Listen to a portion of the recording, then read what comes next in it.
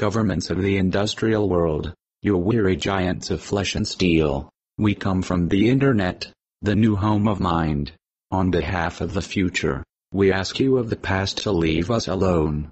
You are not welcome among us. You have no sovereignty where we gather. We have no elected government, nor are we likely to have one. Therefore we address you with no greater authority than that with which liberty it always speaks. We declare the global social space we are building to be naturally independent of the tyrannies you seek to impose on us. You have no moral right to rule us, nor do you possess any methods of enforcement we have true reason to fear.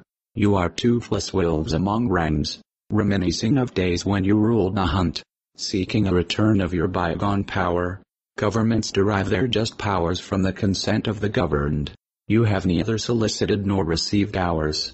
We did not invite you. You do not know us, nor do you know our world. The internet does not lie within your borders. Do not think that you can build it, as though it were a public construction project. You cannot. It is an act of nature and it grows itself through our collective actions. We have watched as you remove our rights, one by one, like choice pieces of meat from a still struggling carcass, and we have collectively cried out against these actions of injustice. You have neither usage nor purpose in the place we hold sacred. If you come, you will be given no more and no less power than any other single person has, and your ideas will be given the same consideration anyone else would receive. You are neither special, righteous, nor powerful here. You have not engaged in our great and gathering conversation, nor did you create the wealth of our marketplaces. You do not know our culture, our ethics, or the unwritten codes that already provide our society more order than could be obtained by any of your impositions. You claim there are problems among us that you need to solve. You use this claim as an excuse to invade our precincts. This claim has been used throughout the centuries by many an invading kingdom, and your claims are no different, nor do they ring any less hollow.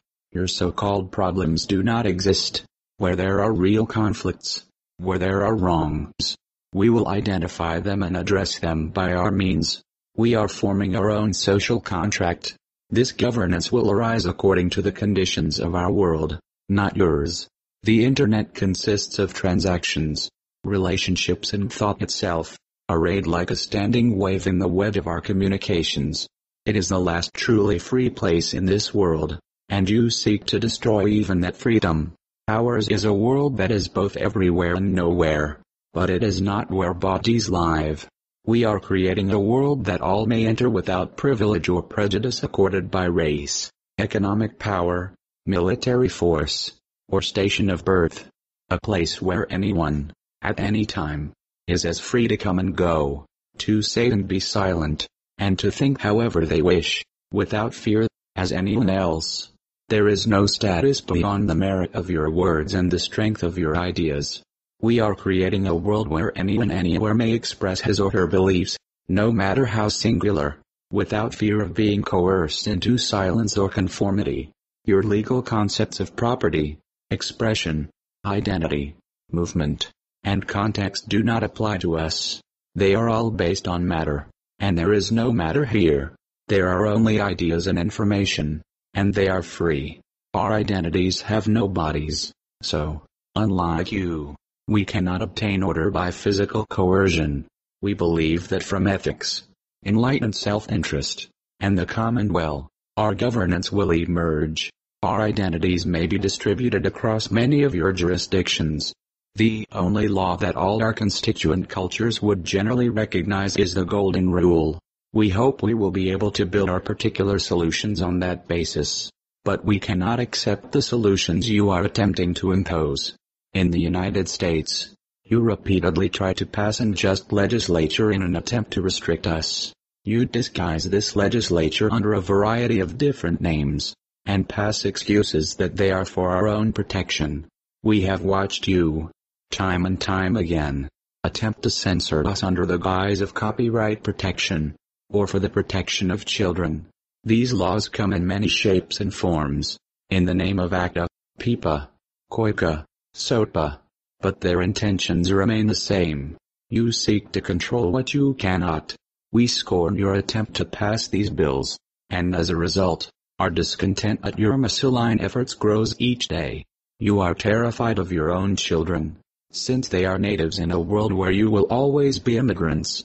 Because you fear them, you entrust your bureaucracies with the parental responsibilities you are too cowardly to confront yourselves. In our world, all the sentiments and expressions of humanity, from the debasing to the angelic, are parts of a seamless whole, the global conversation of bits. We cannot separate the air that chokes from the air upon which wings beat.